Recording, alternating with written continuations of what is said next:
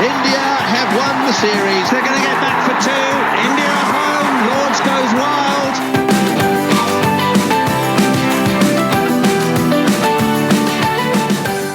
Hello and welcome to the latest edition of the 81 All Out podcast. We're pleased to welcome again on the show ESPNcricinfo's Sri Lanka cricket correspondent, Fidel Fernando. Hi, Fidel. Thanks for joining. Sid, hey, Mahesh, how are you guys? Yes, and I also have 81 All Out regular, Mahesh, who goes by @cornered on Twitter. Hey, Mahesh. Hey, Sid. Hey, Fidel. Good to be here. Yeah, so today we have a special episode focusing on Test cricket in Sri Lanka. Now, that may sound like an extremely niche topic, but trust me, that's a very, very interesting topic to explore, especially given Test cricket in Sri Lanka over this decade. We've seen some exceptional Test matches, gripping cricket. There have been 26 Tests where there has been a result. So the last 26 Tests, there has been a result in a Test in Sri Lanka, which is quite staggering.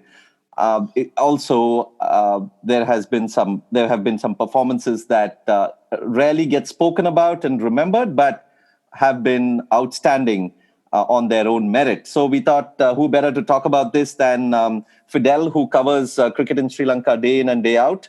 So let me begin with the most recent series. New Zealand were in Sri Lanka for a 2-test series. And there's been more talk about the fact that both teams got 60 points in the World Test Championship than there has been about the series itself. But Fidel, of course, covered the series and wrote some fine pieces through it. So let's begin, Fidel, by talking about that series. And did you feel that the gripping nature of the contest was forgotten, partly because the Ashes was going on, but also because Test cricket in Sri Lanka probably doesn't have as many takers? Yeah, I mean, when the Ashes is going on, the cricket world the rest of the cricket world kind of fades into darkness almost, it seems like. Especially when there's probably no smaller encounter than a New Zealand-Sri Lanka Test series in some ways, because New Zealand, a nation of 4 million, Sri Lanka 20 million. It just doesn't create the ripples across the cricket world that other contests do. And it's just the nature of Test cricket in Sri Lanka as well. Everything's very chilled out. It's almost like, for something like an Ashes or an India-Australia series or an India-England series, there's a lot of build-up. There's weeks and weeks of journalists writing about it. There's all these predictions that come in, all the grace of the game way. In Sri Lanka, it's almost like it's not even announced. You just turn up at the ground and suddenly there's Test cricket there. It's almost like there's just no build-up, but that's part of the allure. I think that's... I really enjoyed the chilled out, laid back nature of Test cricket. And very rarely does cricket in Sri Lanka spill over into kind of like the unnecessary side dramas, like the extra stuff that, say, for example, like an Ashes gets embroiled in when, people are getting booed even though they're scoring hundreds, and there's all this drama about is Smith imitating Leach or is he imitating Chris Rogers? And there's all this tribalism in the press. Sri Lanka series never really inspire that kind of tribalism or anger, but it is very much enjoyed. And that's the thing, is that maybe not many people come down to the ground to watch in Colombo. In Galle, the attendance is generally pretty good. And in Galle, I believe you have to count everyone who's watching from the fort as well. So that's an extra couple of 100, 300, 400 people at least every day. And generally that ground gets, reasonably full. So it's not as if it's, and people are following it. If you go into a shop, it's on in the radio. If you go into a bank, sometimes if it's like a sort of kind of a fancy bank, the cricket's on while you're waiting in the queue, you're watching Test cricket, and people are very much glued to it. I'm sure many clerks have made mistakes because the wicket's just fallen or whatever, and they've written the wrong number down. I can fully imagine that having happened. It does mean a lot to in Sri Lanka, but yeah, it's just the fact that globally it doesn't create the kind of tsunami of interest that other series create. Yeah, I was just imagining a test like the one that we saw, the second test at the Pisara Stadium, where had it happened in a test between England and Australia, where you had so much rain, and then you had this absolute magical result at the end of it, when New Zealand basically pulled that test out of nowhere. I was just trying to think of the kind of epic scale in which that test would have been spoken of. Yeah, I mean that one was interesting because I always felt like if New Zealand could get themselves into that position, just knowing the way this, the Sri Lankan top order is very sort of aggression focused, and there are only a couple of players there, 2 or 3 players who are capable of batting for time, and I always saw that if New Zealand can get themselves into a position where Sri Lanka have nothing to gain except just batting out a few overs for a draw, or batting out an entire day for a draw, as it turned out, that they would struggle. But also, I mean, we've seen these kinds of things happen in Sri Lanka often, like these kinds of results.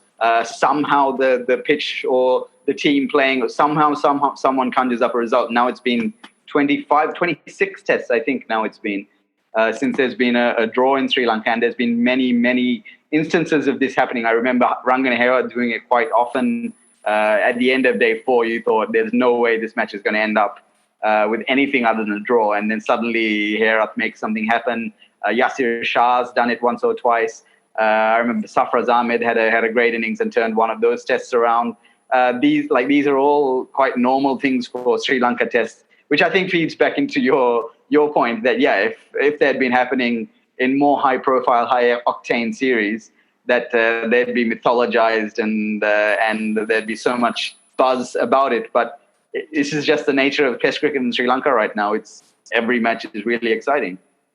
So the one little Sri Lanka related matter that did come into the larger consciousness was nothing to do with this series. This was to do with the fact that when Ben Stokes made that great 100 in the Ashes at Headingley, that many people called it the greatest ever innings, and then you took a bit of umbrage at that, and you said that if you are going to say Ben Stokes has played the greatest ever innings without even considering Kusal Pereira's 153 not out that he made at Durban just 6 months earlier, then you are quite ignorant, especially if you're from the media and if you don't even consider that. So it's interesting that Kusal Pereira's innings 6 months earlier had to become a focus when there was actually a really, really interesting series going on.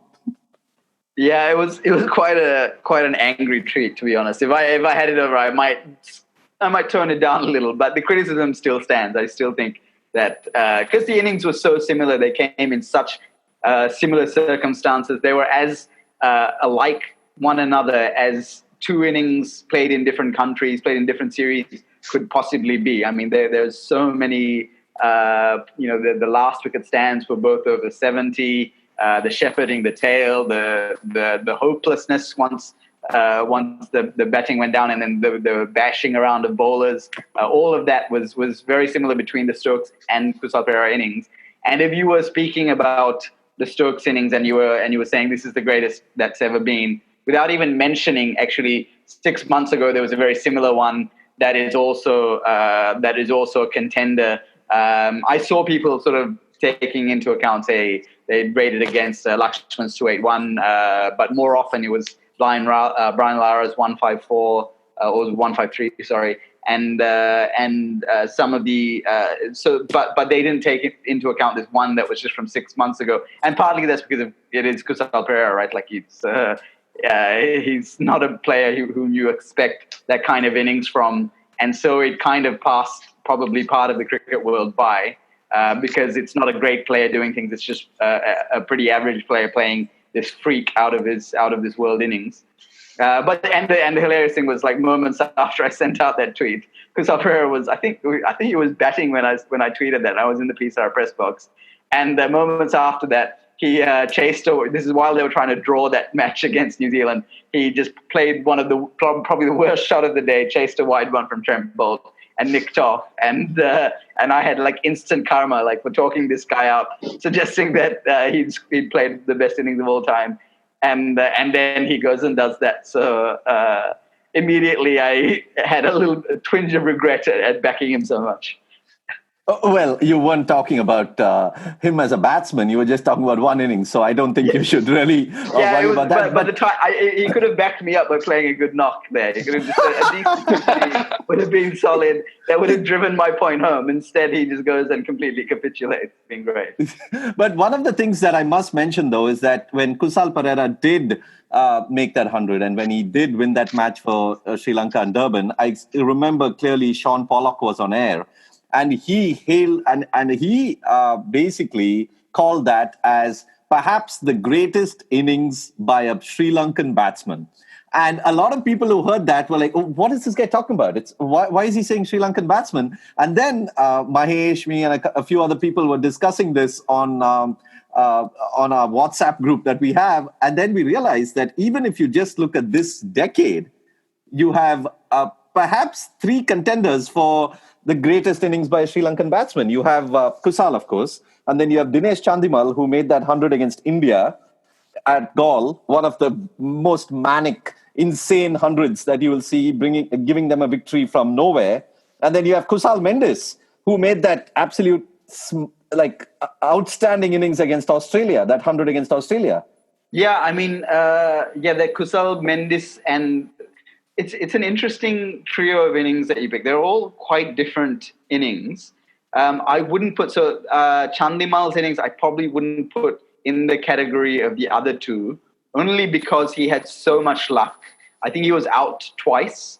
Once in the first sort of 20 or 30 balls that he faced, because he just went out there and he just tried to smash it from ball one, and that was in 2015. Was it? Yeah, it was 2015 tour. That was his game at the time. He was just very much like he knew he could hit the reverse sweep very hard. He could sweep very hard.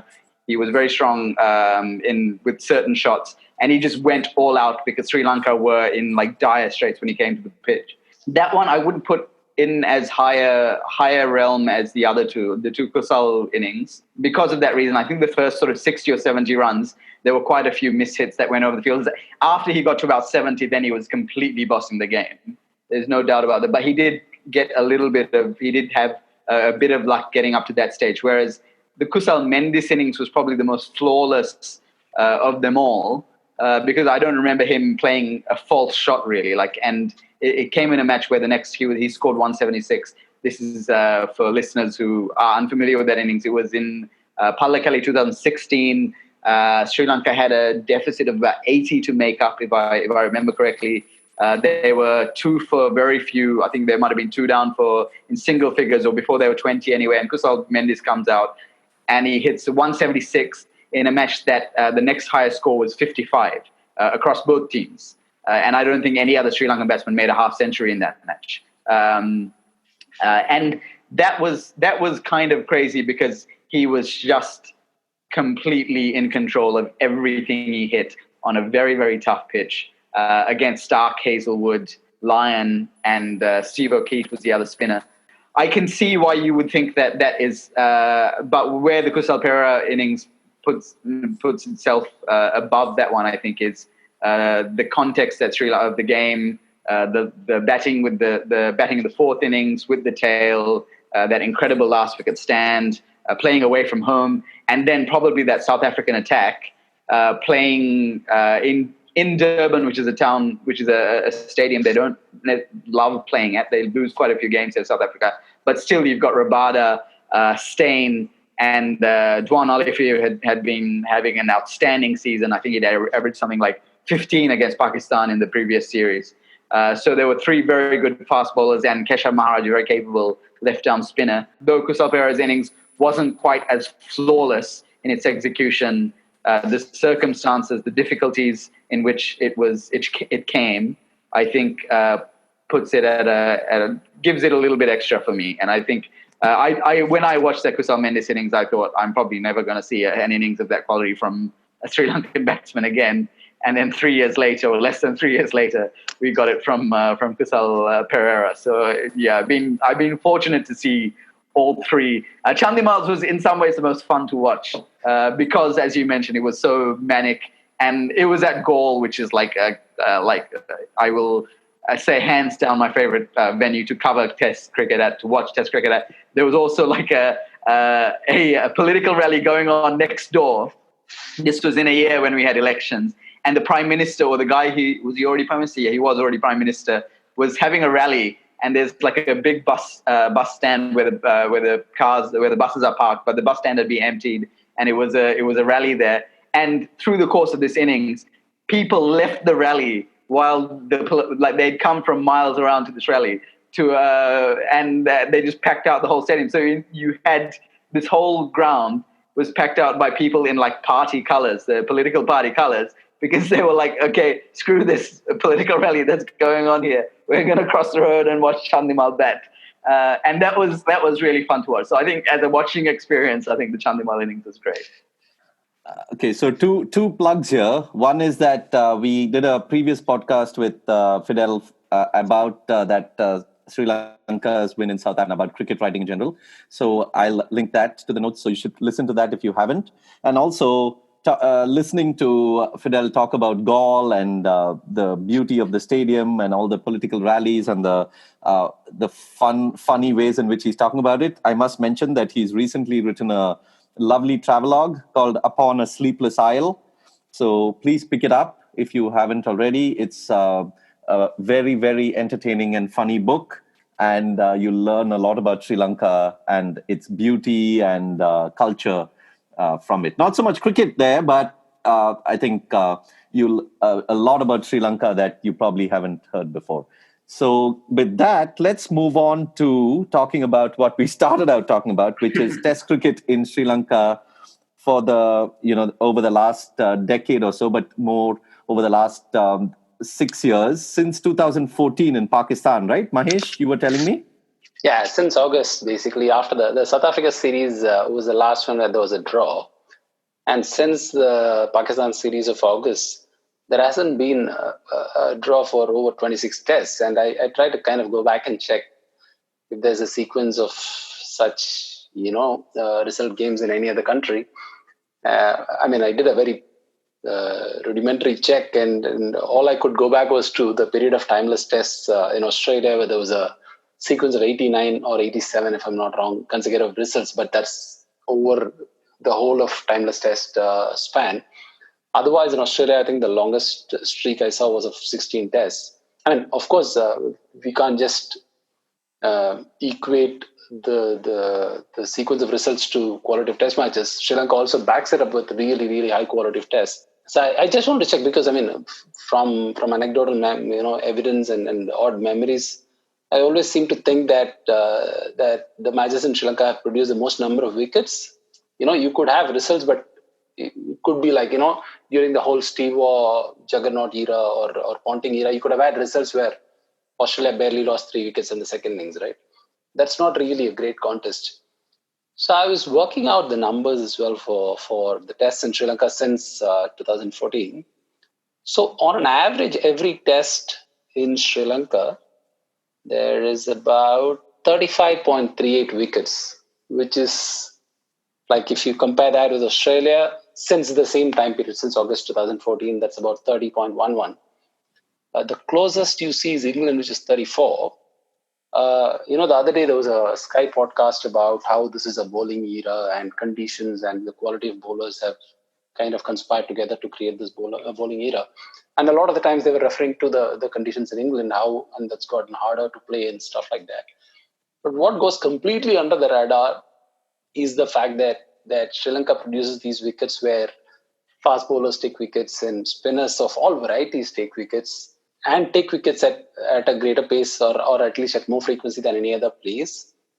Without, in fact, if you look at, let's say, South Africa or West Indies, the run scoring has been a lot more difficult. But in Sri Lanka, the run scoring has also been healthy.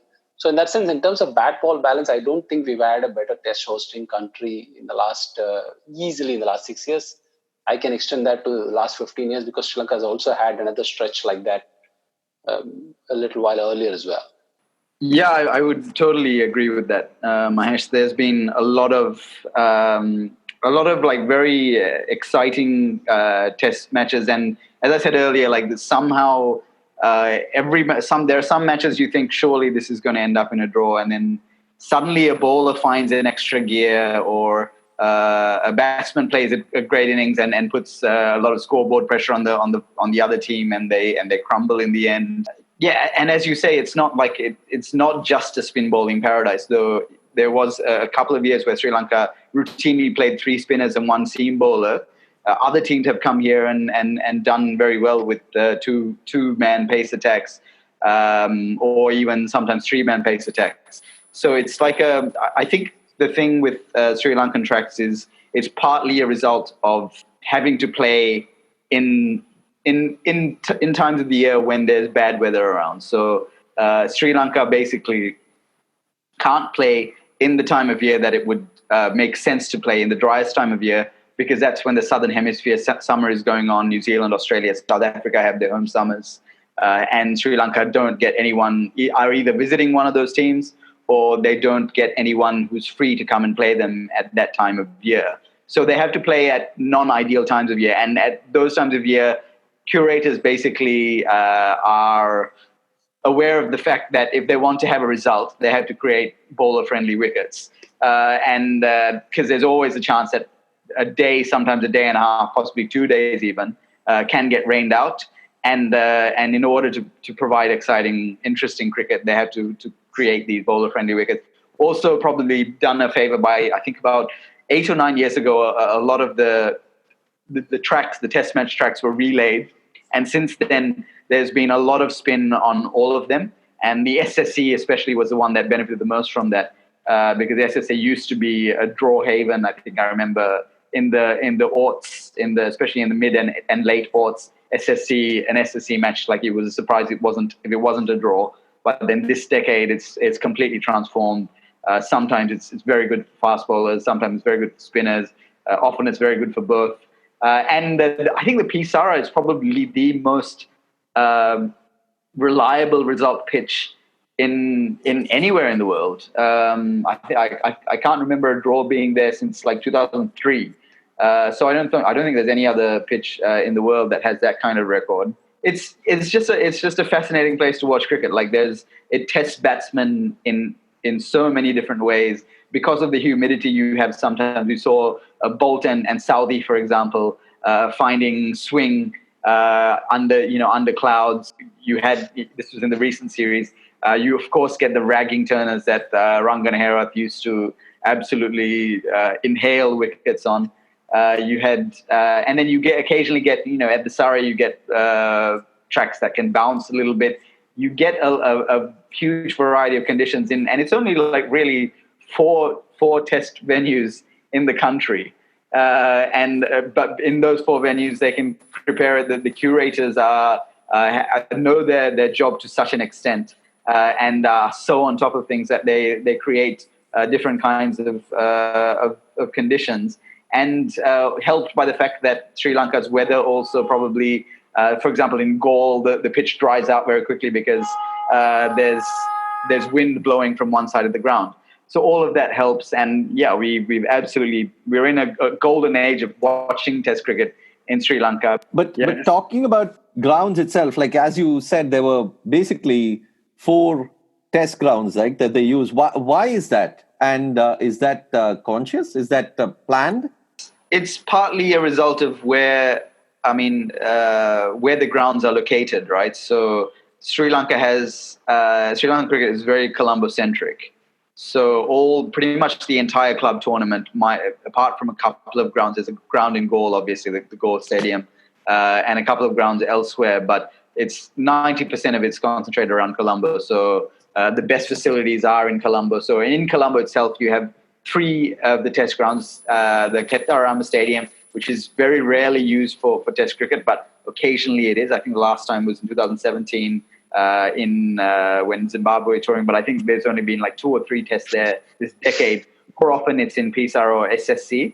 And then there's Galle and there's Kandy. So it's just where the population is. It's the Sri Lankan population spread very densely around the southwest quarter of the island, and that's where the big cities are, and that's where the cricket stadiums is. I think there's one being developed in Jaffna right now. There's been lots of talk about a ground in Jaffna, but that's quite far from completion. So once that one maybe gets up and running, perhaps we'll have another ground in the north of the country, completely, very far away from the other 3 or 4. But yeah, that's basically it. I mean, it's a smallish country with not many urban hubs. So that's why the grounds are spread out the way they are. It's very interesting how when we talk about teams touring, England or Australia, almost every ground in those countries, even South Africa and West Indies to an extent, I think because of the historical nature of these grounds, each one has developed its own character. And so, and though, that's a lot of it is cliche, but you still have people talking about the cloudy skies in Headingley and the flat pitch at the Oval. And, you find people saying how teams will change composition at different grounds because of the way historically it's played.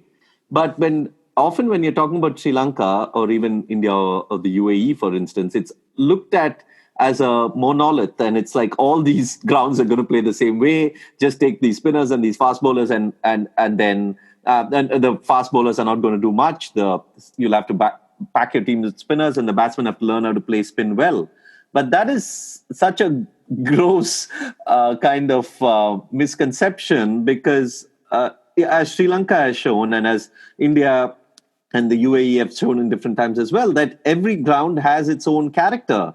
And Sri Lanka, especially in the last decade, like you found, it's not just spin. It's I remember that lovely spell that Dhammika Prasad was bowling in that test match, and which Pujara managed to play off. And I think that 100 that Pujara made in Sri Lanka, one of his great hundreds, had more to do with him negotiating seam and swing rather than spin. And those kind of nuances are often missed out, don't you think? Yeah, this was the Pujara innings at the SSC. Was that right? Within the second innings, but he opened batting. Yeah, that's right. And then I think Dhammika Prasad had got two or three wickets with the very new ball. I remember that. I do remember that match and that spell. Yeah, they do. I mean, the grounds do have their own characters. I mean, Galle can be quite flat in the first innings and then dries out very quickly because breeze. I talked about the sea breeze blowing across. Pallekele is a bit of a mixed bag. I think that's one that they can one of those pitches that they can change given what the Sri Lanka team sort of requires. Sometimes it can be a dust ball. Other times it can be quite a good green seamer. But the thing with Sri Lankan pitches is that there's no pitch that doesn't turn. That kind of pitch doesn't exist. It might be the nature of the soil, or it might be the heat in the country that dries out the soil. But whatever the case, there's always going to be turn from day 2, day 3 onwards. You can guarantee that sometimes it's not the fast turn that you get in Galle, or sometimes the SSC when it's prepared very dry. But spinners do have a role to play in every single match, and you're silly if you don't play 2 spinners at least in a match, as South Africa found out last time they toured here. And the solitary spinner ended up taking 9 wickets. Yeah, that's right.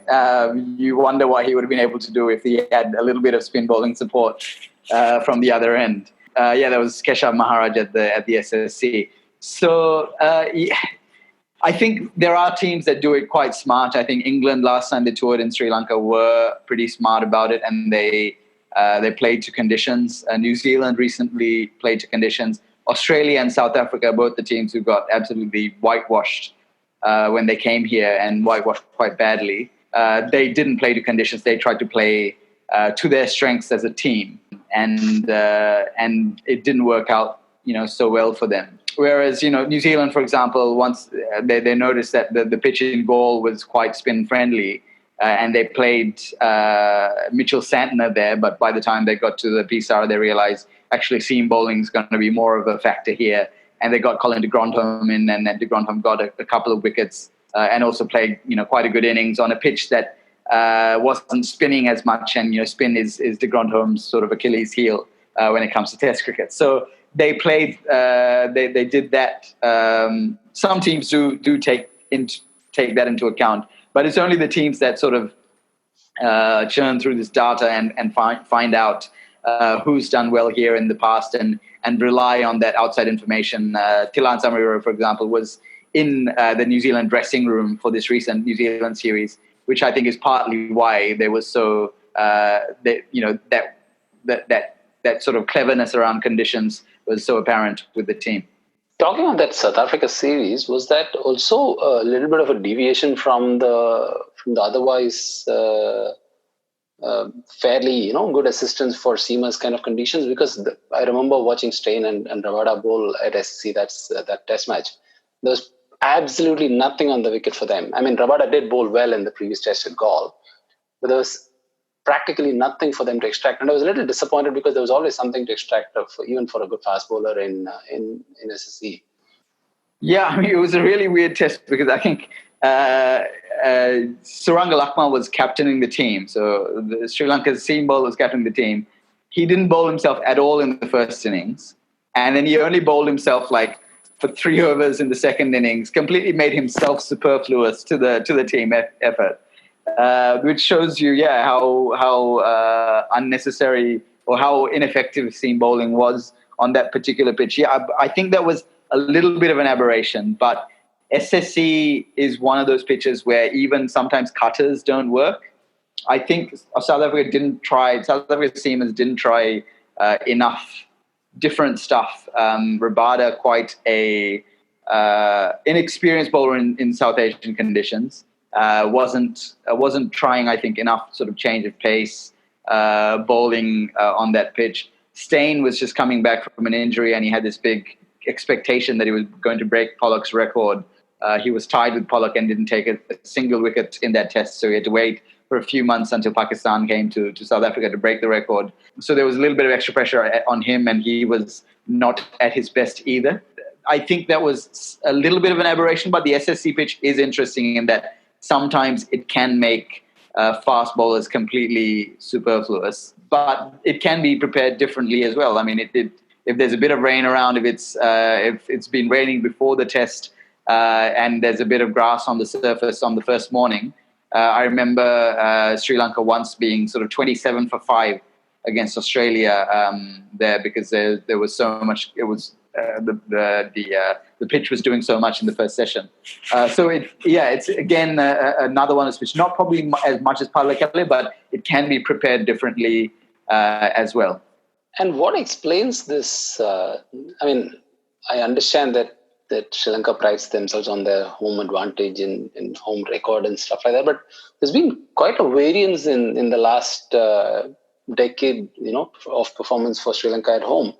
They whitewash Australia, they whitewash South Africa, and then they had a very dramatic series against India. But the next series was a whitewash where India whitewashed Sri Lanka, and then England of all teams came and whitewashed Sri Lanka. Although there was a much closer series than the India one. What explains this wide variance in the home performances? Is there anything that you can kind of see as a cause, or it's just the way it works? I think it's partly a result of inconsistency within the team as well. So as I've mentioned probably on the previous podcast that we had together as well, Sri Lanka are now on their 11th or 12th head coach since 2011, right? So you have so much chopping and changing in the last few years. We've had Angelo Matthews captaining. We've had Suranga Lakmal and Rangan Hera doing the job as stand-in captains. You've had Dinesh Chandimal do it for a while. Now Dimit Karanathan has taken over. So you've got so much going on around the team. Partly it's a result of conditions, because if, for example, a team comes to Sri Lanka and get completely blown away in a first test, which is what happened to Australia and what happened to South Africa, and they're getting blown away because the spinners are running circles around them. I've seen teams who just are not able to deal with spin from that point onwards. They're just, that first test defeat just does such a psychological number on them that they feel themselves incapable of countering spin. Like they go in the first match and they get beaten by Rangana Herath, especially when Rangana Herath was playing. They get pinned LBW a lot because they're watching for the one that turns on turning pitches, and then Herath just bowls a straighter one and like slams him LBW. And then with DRS obviously doing a huge service to finger spinners over the last few years, Sri Lanka get a lot of wickets with that straighter ball. And then the next test, they're out. They've gone back. They've had a team meeting, like, what's getting us out? It's that straighter ball. Let's play for the straighter one. And then Sri Lankan spinners just come in, immediately realize, okay, they're playing straighter than they did last time. Just turn it a little bit, pitch it a bit fuller, and rip it, get the edge. And then suddenly you have like 4 or 5 catches between keeper and slip, and then they tank again. Like it's that pattern of play has been repeated quite a few times in Sri Lanka. That first test is vital, because if you can compete in that first test and your batsmen feel like they have some grip of the conditions, you may not necessarily have to win the match, as New Zealand showed in this recent series. But the batsmen did well enough. They put up some decent totals. A couple of players got to 50. They spent some time in the middle, which is what didn't happen in that South Africa series particularly. They just got completely blasted out or completely spun out by these spinners. And they were just mentally incapable. And the thing with the Sri Lankan team's own ability to compete, I think, is it's very reliant on 2 or 3 players. And when those two or 3 players don't have a good series, then the remainder of the team kind of fails to rally around. And that's really the difference, is that there's not much depth in the Sri Lankan side. And because there's so much change around the Sri Lankan team, it's not an environment that's conducive to consistency. I know you keep, I know that Rangana Herath has been the master of all that he surveys in that thing. But I often, I want to give that little bit of a plug to Dilruwan Pereira as well. I think nobody in the world would mention him as, like one of the top 5 or maybe even top 10 spinners. But Dilruwan's been really influential for them to get those wins at home, right? Yeah, he's been great. He was, I think, we're now in a stage where, so he hasn't really had a great standout performance in the post-Herath age. And so this is the next step of his career, is to try and be better than Herath's sidekick, right? So to try and be that match winner for Sri Lanka at home. But absolutely, he's in some ways, he's smarter than Herath in terms of in the first innings, the way he builds pressure with a partner, whereas Herath sort of constantly went hunting for wickets. Dilruwan Pereira was more happy to kind of sit back and sort of fire a few in, and then have the batsman getting where he's not as smart as Herath is, that Herath notices weaknesses in a batsman's game against him very quickly, whereas Dilruwan's more thinking about his own bowling rather than the opposition. And I find that Dilruwan goes into certain patterns of bowling, and once you've worked out those patterns, once you've worked out the few variations that he's had, batsmen are able to play him a little bit easier. But yeah, definitely on tracks that have a bit of turn, he's able to create a lot of doubt in batsmen's minds. I mean, there is no point in talking about Test cricket in Sri Lanka without talking about the soundtrack of Test cricket in Sri Lanka. So when you talk about Herath and Dilruwan, the one thing there's already some heavy yakking going on in my head, because all I'm thinking of is wicketkeeper, slip, short leg, everyone just saying things that nobody, at least nobody outside Sri Lanka can probably even understand. But they seem to have this elaborate kind of routine that goes on, and which also involves jokes and their own inside sort of memes that are going on, which most batsmen probably don't even understand, but it's just the sound of it that just keeps going on, right? Yak. Yeah, that's something that actually, before I answer that question, talking about the soundtrack of Sri Lanka, I'm going to talk about very quickly about one of my biggest pet peeves of the last few years, is the fact that we've seen the disappearance of papara bands at test grounds in Sri Lanka, only because the umpires started telling them to stop playing while the over was going on, because they couldn't hear the nicks. And I find that to be completely egregious. Ever since umpires started doing that, it wasn't just one or two umpires. Virtually every umpire who came to Sri Lanka over a period of years made this request. And Sri Lanka is not an easy place to umpire because there are so many LBW shouts. There's so much going on close to the pitch. There's so many bat pad decisions to make. I had sympathy for umpires in that situation. But the fact that they've basically litigated out one of the funnest things about Sri Lankan cricket, something that's like so core to the Sri Lankan cricket identity, and they've taken that out of Test cricket, is unforgivable in some ways, what the umpires have done. Beyond the absence of the music around cricket, yeah, there is. And I think it's part of the theatre of watching cricket in Sri Lanka. It's this team that speaks a language that no other Test-playing nation speaks. I mean, in the fact that they speak Sinhala around the bat. Most of the players are Sinhala speaking. There are a couple of Tamil speakers, but they very rarely speak to each other in Tamil on the field, or I haven't heard that much. It's part of the intimidation. Like Sri Lanka, they don't really sledge that much, or not many Sri Lankan players will go up and be confronting, but in an indirect way. There's lots of laughter around the bat sometimes. And if I was a batsman and I was sort of struggling and I wasn't really watching, I was getting beaten a lot and a lot of balls were hitting my pads and there were all these raucous appeals and there was so much chatting going on and there's laughing and suddenly you'd be like, are they laughing at me? It's sort of, you've seen batsmen suddenly become quite insecure about their place with all this going on around them.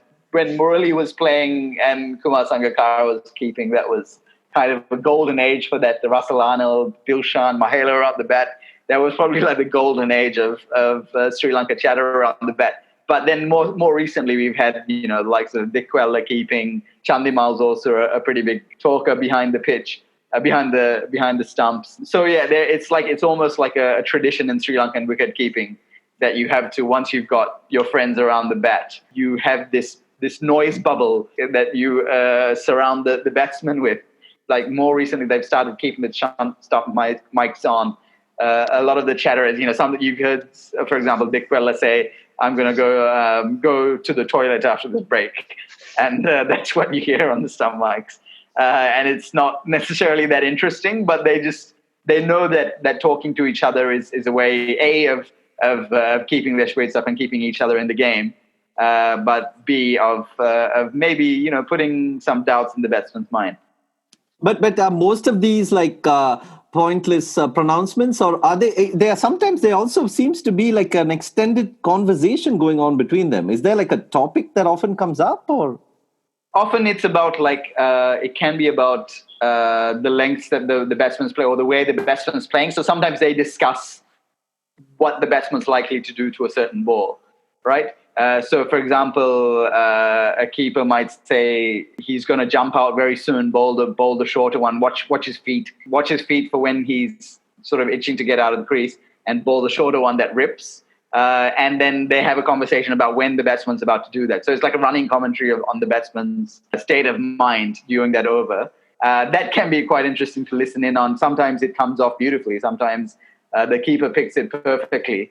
And I've seen Dinesh Chandimal do it once or twice when he tells a spinner he's about to jump out, and then they get a stumping. So you do hear that. And then other times they say keep bowling it, keep bowling there. Don't bowl the straighter one for a while.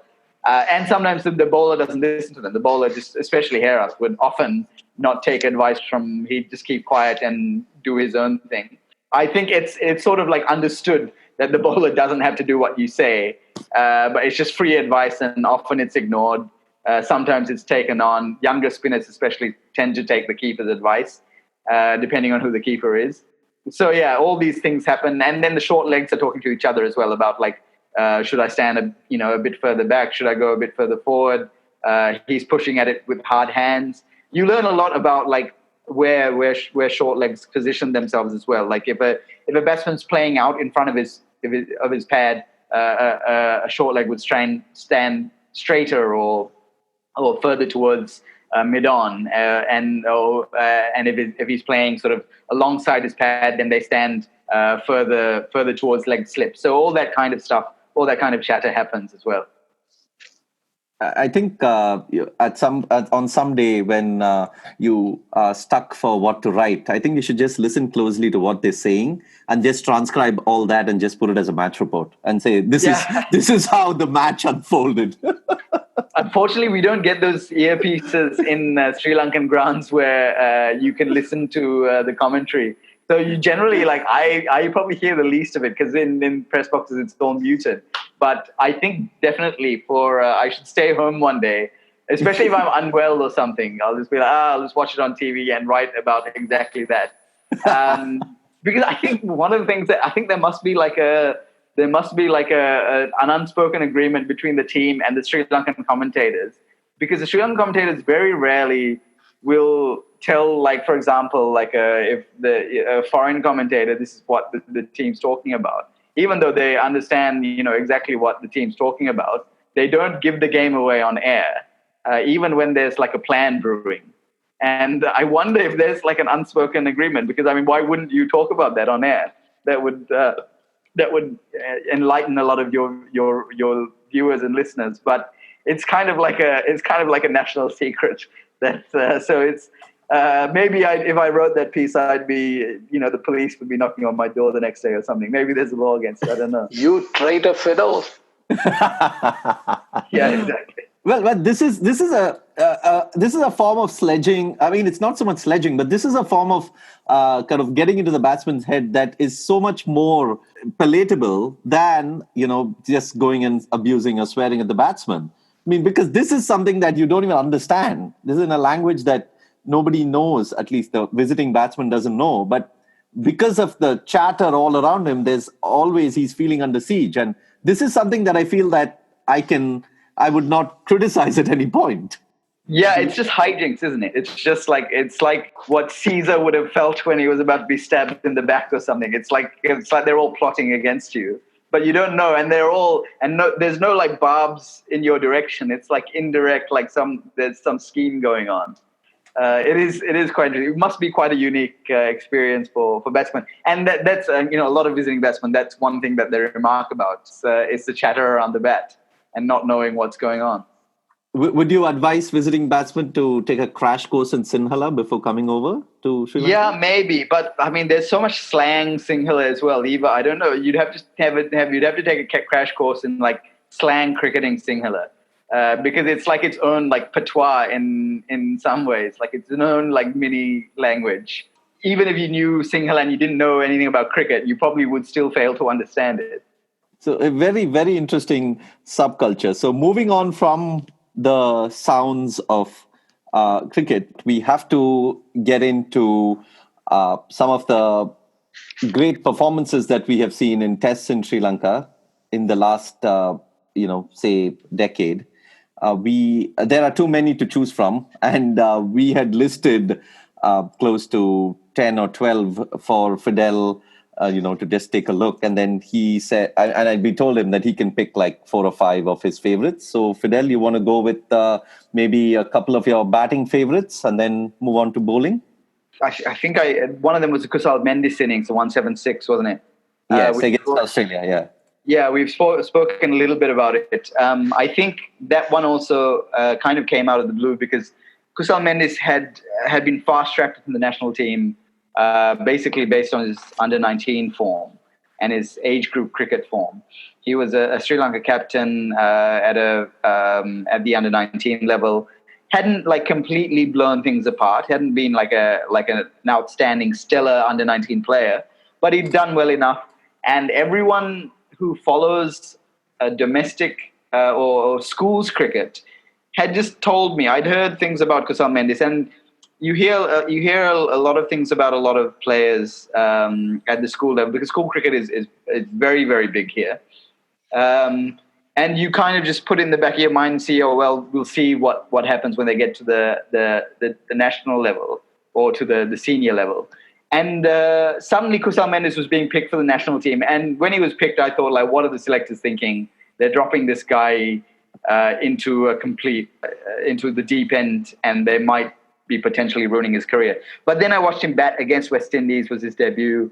had a few good shots on him. And then he went to England, I think. He went to New Zealand as well, played a couple of half-decent innings, went to England again, played a couple of half-decent innings, got the only half-century that Sri Lanka scored in a very bowling, James Anderson-dominated, swinging test match at Headingley. And that's when he started playing like some very, very regal shots. At that time of his career, like his signature shot was the lofted on drive to fast bowling, which is like which kind of shows you what kind of player he was at the time. And then but he was always a player who made pretty 50s and didn't do anything. Then suddenly he came out in this match. Sri Lanka were in pretty rough position, as I was saying. Most people at that stage would have given Australia a 90% chance to win that game at the point where he came in the third innings, and just was absolutely perfect. Like took on Stark, took on Hazelwood. Whenever they bowled short at him, they just absolutely flew to the boundary. Lyon and O'Keefe, who had been bowling quite well up till that stage, on a pitch that had a decent amount of turn, were just not able to at any stage rattle him. He just transcended that whole situation, the test match. He transcended that. He was as if he was playing a completely different sport from everyone else on a pitch where even Steve Smith was scratching around, for example.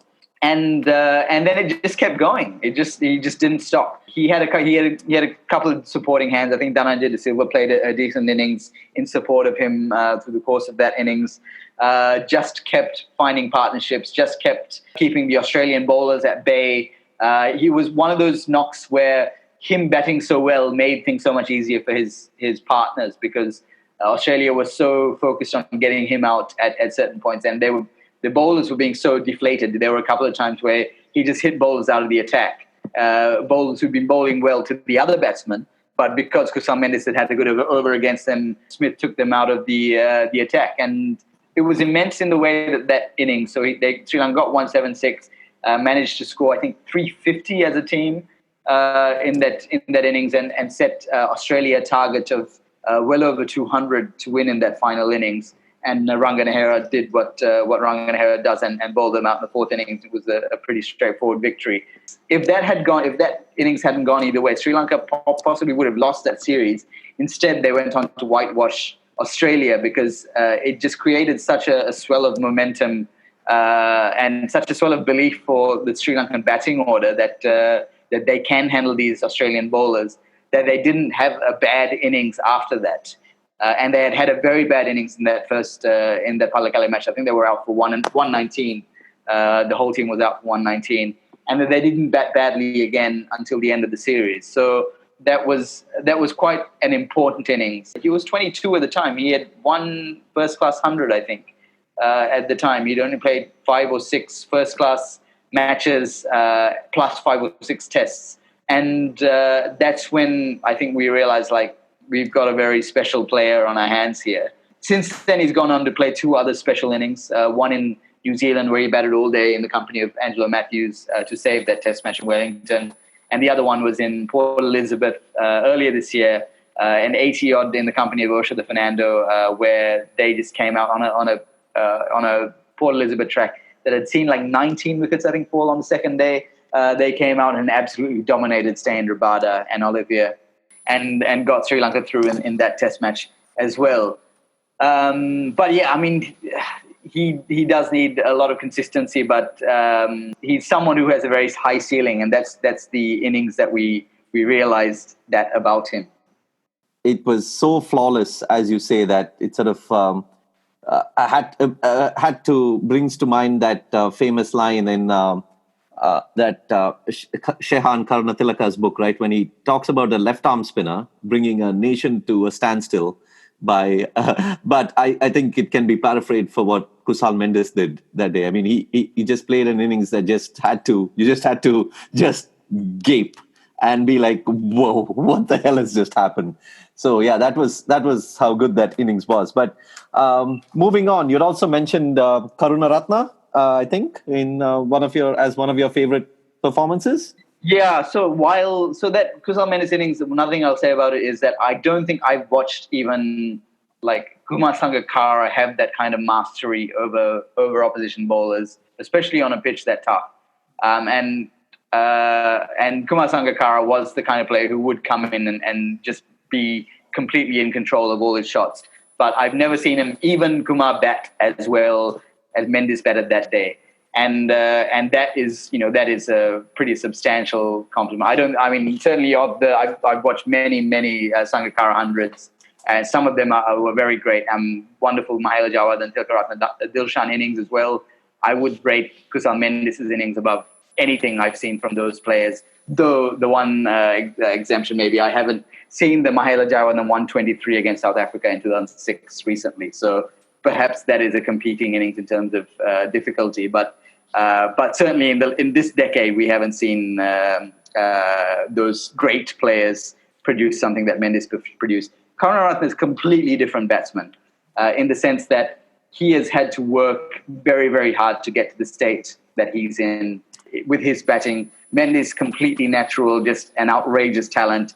Karunaratne, one of the least talented batsmen going around in cricket, I think, at the moment. Least naturally talented, but someone who just plays amazingly good percentage cricket. And that was I think he scored 150 odd against South Africa, if I remember correctly, in last year in Galle. And he was, again, I think the next highest score in that innings was something like a 30 in the first innings in Galle, and would go on to have an outstanding series. I think he was not dismissed for below 50, at least in 3 of his innings. Just one of those innings where he put away several of his shots and basically manipulated the spinners, because he would take a risk at certain points. Like he doesn't reverse sweep very often, but he reverse swept to get the field change that he wanted, and then got the bowlers bowling to his strengths, where he would just milk them. And he's the kind of player who doesn't hit anyone out of the attack. So there are some players who impose themselves on the opposition and will bash a bowler out of the attack when he feels like it. But Karunaratne is more of the kind of player who he thinks, okay, this bowler is manageable for me. Occasionally bowls a pretty good ball, but I'm willing to bear that as long as I can get 2 or 3 runs and over while he's bowling. I'm happy with that 2 or 3 runs. No, I'm not going to hit him for boundaries and try and get him off, and another more difficult bowler comes on. I'll just milk this guy in a measured fashion so that he keeps bowling his spell and I keep hitting my areas. Like that, it was very much like a very thoughtfully constructed innings from a player who doesn't have a lot going for him in terms of like the outrageousness of the shots that he can hit. So that was one that was completely different from Kusal Mendes, and I really enjoyed Karunaratne's batting in that series because although he outscored everyone by 150 runs, I think, in terms of the series. Didn't he outscore the whole of South Africa in the first test? Yes, in that first test, he ended up with a match tally of, I think, about 219, and South Africa were all out twice for I think it was about 216 or 200. It was in the vicinity, but not surpassing them with Karunaratne. So, but at no point during that innings did it not seem like a struggle for him. You know, he was never seemed like he was a batsman who was always in control. And actually, there was some great piece recently. S. Rajesh, who does who's our stats guru on Cricinfo, he wrote a piece on Karunaratne's control percentage, and it's very low. Like Karunaratne's the number of balls that he controls off his bat are very low. However, he averages higher than a lot of batsmen with higher control percentages. And the thing I think that suggests about Karunaratne is a batsman who plays shots that are likely to get him runs, that are likely to be safe. Even if he doesn't execute them perfectly, he knows that if he gets it half wrong, he's still going to be okay. He's still going to not get out playing that shot because he's got enough bat on it. And it's like his brain computes all that data well enough so that if he hits a reverse sweep to this bowler, to this particular ball, with this particular field, chances are I'm not going to get out, even if I completely miss it. And he often does miss it. He's a very, very interesting batsman to watch because it never seems like he's in control, yet he scores reasonably often. He churns out 100. He gets Sri Lanka into quite good positions, especially in home tests. Excellent. Let's move on to the bowling. Pick your favorite spells, and you have plenty to choose from.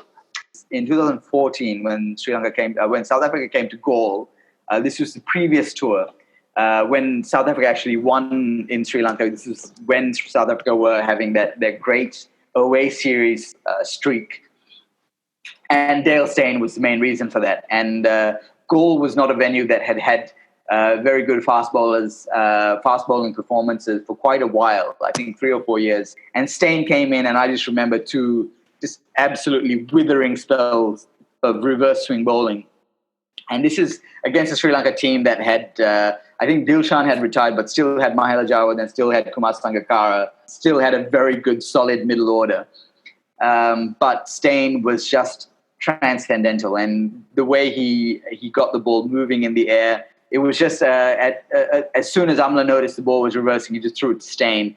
And the intensity of those spells, just the box office nature of those spells was incredible. The way he put batsmen in trouble, reverse swinging it both ways, essentially. And he brought on 2 collapses. The one thing I will say, that was also the test that Vernon Philander was caught picking the seam of the ball, so that might have helped Steyn out a little bit. They didn't change the ball because the umpires caught that too late. But if you're going to get spells of that quality, and there have been lots of bowlers who've had that kind of help with the ball being altered, who haven't bowled anywhere near as well as Steyn bowled. That was a treat to watch, and probably the match in which I fell in love with Steyn's bowling in a way that I hadn't before, because in Galle, at a venue where it's so hot, you've already been in the field for 60 overs, you've already bowled 2 spells, to come back and give what he did to that old ball spell, to get those kinds of results, it was quite spectacular to watch. I'm just trying to remember which spell I had picked. Oh, Yasir Shah and Ashwin. Yeah, in 2015, when both spinners had quite a good run in Sri Lanka. I think both India and Pakistan, played 3 tests here. Their bowling through those series was outstanding as well. 2 very different bowlers. Sri Lanka were unable to really deal with the dip that Yasir Shah got in that series. I think was the thing that undid them, because there were so many balls that they came forward to, and they just played a little bit. I remember like batsman after batsman going spooning catches because they hadn't accounted for the dip that Yasir Shah was getting in the air. And I think that was probably when Yasir was right at the top of his game. He had a great year, I think, that year, 2015. There was partly a difficulty in picking his googly, but it wasn't completely screwing them over. But it was just what he was just beating them in the air repeatedly. And to watch a leg spinner do that leg spin, probably my favorite thing in the game to watch. It was a complete treat. And I remember there being that goal test. Pakistan were behind the curve quite a bit. I think they conceded quite a big first innings deficit. But then Sarfraz Ahmed had a really good innings, and then Yasir Shah just took them apart with the ball. Again, Sangakkara was still playing. I don't remember Sanga having a good series against them. I think both those series he was very poor. I think Ashwin got his wicket 4 out of 4 times in his farewell series, and all to slip. I think he was just guiding Ashwin balls to slip. And when Ashwin came around in the next series, that was wonderful bowling as well. To watch, because again Sri Lanka had some Angelo Matthews was still in a very good form. Angelo, I think, got a couple of hundreds in that series against India, but Ashwin was bowling slightly different to Herath, a little bit faster, but that was, I think, when I realized how good a bowler Ashwin was as well, just seeing him live, seeing him deconstruct great batsmen, the likes of Kumar. And I just remember not seeing Sangakkara struggle as much as he did against any bowler for a long time as he did against Ashwin in that particular series. He was out. I think he scored. He had like a high score of 20, and he might have even been dropped a couple of times off Ashwin. So Ashwin essentially got his wicket 6 times in the space of 2 tests. And and the way that Ashwin constructed the spells, and then Ashwin's been back in Sri Lanka since then, of course, in the most recent series of 2017. Again, was outstanding. The amount of drift he got in Galle, I remember working with the wind, drifting balls one way and then turning them the other. Yeah, I mean, just masterful spin bowling.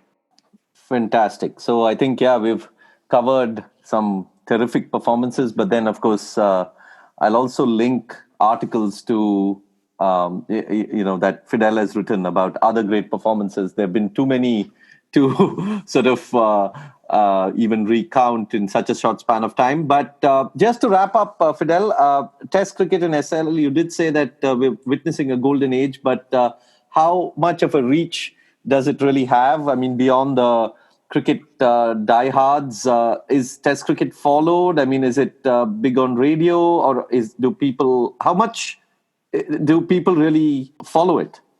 No, people are invested. I mean, it's definitely one days and T20s surpassed them in popularity for sure. But you can have a pretty knowledgeable conversation about Test cricket with your general person on the street in Sri Lanka. You can. They might not come down and watch a Test match, partly because it's so hot during the day and there's so much rain. People aren't, in Colombo at least, people aren't willing to come down to the ground so much. But in Galle and in Pallekele, you do get much better crowds. People, it is followed. It's widely discussed on social media. When something great happens, it frequently leads at the top of the news. For example, the Sri Lanka beats Australia in a Test match at home. It's not the top of the sports news; it's the top of the news hour. It's very, very closely followed and a much beloved form of the game still. And Tests, and I think people understand that doing something in Tests is more difficult and more prestigious and carries more weight about it than doing it in one days and T20s. So I just think that the broadcasters undervalue Test cricket across the board because it's a lot of it's judged on how many people come down to the ground. But Test cricket's not followed in the same way that the other formats are. But that doesn't mean that that not as many people are invested in it. You obviously get the diehards who come down to the ground. But there are many, many people. At the end of a Test match, I generally travel around in 3-wheelers. People will ask, your 3-wheel driver, you'll have a conversation with the 3-wheel driver almost without fail about how the Test match went, who scored runs. They'll give their own opinion on this particular player. They'll be like, I caught an hour of it while I was at home before I started work. It still means a lot to people. It doesn't feel like it's irrelevant at all. It's still very much a part of people's lives. So you had recently tweeted about a photo from the stadium at Galle, and you had said and you've also spoken about how it's your favorite venue. We've also spoken about the results that the stadium has seen and the gripping matches. So can we just call it the headquarters of cricket from now on? Yeah. The home of cricket. I don't think anyone will have a problem with Sri Lanka with calling Galle. No, I don't think anyone. Is that title taken? No, I don't think it is.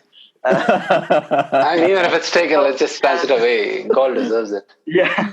I mean, there's nothing. Partly because it's such as a reporter, as a writer, it's such a great venue to cover cricket at. You can stay in the fort, you can amble down to the ground through, and that walk is great. In the press box, you can see the ocean on two sides of the ground. You've obviously got that great 16th century fort. I'll just finish off with probably my favorite cricket watching memory ever, and one, if I forget all other cricket watching sort of memories, if I get dementia in my old age or whatever, I think this is the one that will stay with me the longest. It was the conclusion of a Test match between Sri Lanka and Pakistan, 2014, Mahela Jayawardena's last Test match there. And it was one of these tests, we touched on this earlier about It seemed like it was going to be a draw right the way through. Kumar Sangakkara had got a double 100. Yunus Khan had got a 180 odd. It was not until the fourth morning, I think, that Sri Lanka were bowled out in their fifth morning. The Sri Lanka were bowled out in the first innings, and then they had gotten a slim lead, not a great lead, and then you thought, okay, this is not going to end. There's still Pakistan have got to bat, and then Sri Lanka have got to bat. Suddenly, Ranganahera does what he does, and he gets a 5-wicket haul. Pakistan collapse, and Sri Lanka have got, I think, 20 overs to get 90 runs, and suddenly the whole stadium packs out. Right? It was sleepy during the first two sessions. Suddenly, people have shut their shops in the grounding goal is basically in the middle of town. People have shut their shops. People are at the ground. The stands are completely packed, right? And then you see the fort start to fill out. So the fort now has 2,000, 2,500 people lining the edge just to watch the Sri Lanka run chase to see if they can do it. And to add to the drama, this huge dark cloud parks itself above the stadium, right? And in the background of the fort as well, July, I think it was July or August, it's kite flying season. You can see kites all over the fort. So you've got the fort packed with people. You've got the stands packed with people. You've got kites in the background. You've got the ocean on two sides. You've got this huge 16th century fort, and you've got this apocalyptic-looking black cloud that's parked itself over the stadium. As soon as it rains, it's got to the fag end of the day. The light is fading. As soon as it rains, that's it. The match is over. So Sri Lanka are batting, and then Angelo Matthews and Kitswan Watanabe, another batsman who's there. Pakistan are sort of bowling negatively because they don't want this 90 runs to be chased. I think it was 99 to win. And they started bowling short balls, and then Sri Lanka just started hooking them like into the stands. Angelo Matthews got a couple of good hooks. Watanabe got a couple of good hooks. And it's just like this rain is going to fall any moment. And then he scores. It gets to the stage where Pakistani fans on Twitter are screaming, like, what is it? What is up with clouds in this country? Are they not doing how is it not raining already? This cloud's been there for like half an hour. It's like deathly dark. Angelo Matthews hits the winning run literally as the rain starts falling. It's not like it starts with a drizzle. Torrential rain begins as he's like halfway down the pitch scoring the winning run. And it was just one of the most incredible finishes to a test match I'll ever see. Just the sights, the sounds of it, of that game, and all these things that are so unique to Sri Lanka and Sri Lankan cricket, conspiring the weather, the sea, the kites in the background, all these things that just could not have been. There could not have been any other ground in the world where that result could have been as good. And then, of course, as the rain came down, everyone in the stands and on the fort got absolutely soaked. But despite the fact that there was torrential rain coming down, they all stayed for the ceremony, just to watch Sri Lanka come out and talk about the win and thank the crowd and everything. It was just one of those absolutely special Test cricketing days. Stupendous. If we will make sure that this recording is saved, and that in case in your old age you want to listen to yourself talk about this great moment, we will we can make sure that you have it close to you so that you can listen to it and play it at any point. But yeah, fabulous description. I mean, I found myself getting really excited when you were talking about it, because I didn't watch this live. I only saw the scorecard later, but I didn't realize that there was so much drama that had gone into the finish of this test match. So thank you for that. Thank you for joining us on this podcast, Fidel. And it's great that you could spare so much time. No worries. It's been a pleasure. Thanks, guys. And you can read all of Fidel's articles on ESPNcricinfo. He has a podcast too now that he does with Siddharth Monga. So please subscribe to that. And hopefully we'll have him on at some point to talk more about Sri Lanka, Sri Lankan cricket, and everything else around it. And thank you to Mahesh for joining. Hey, thanks Fidel, for joining us. No worries. Thank you. So that brings us to the end of another episode of the 81 All Out podcast. Please subscribe on iTunes, Spotify, Google Podcasts, or wherever else you prefer. It would be wonderful if you could leave a rating and a review so that more people find us. You can also follow us on Twitter at 81 All Out and check out all our previous podcasts and articles on our website, 81allout.com. In case you're still listening, here's a shout out to our sister podcast on regional movies, whereistheotherbanana.com. You can follow them on Twitter at The Other Banana and watch out for updates on all the movie reviews and discussions that they put out. As always, we would love to hear your thoughts on the work we do, so please send us your feedback. Goodbye. In the air.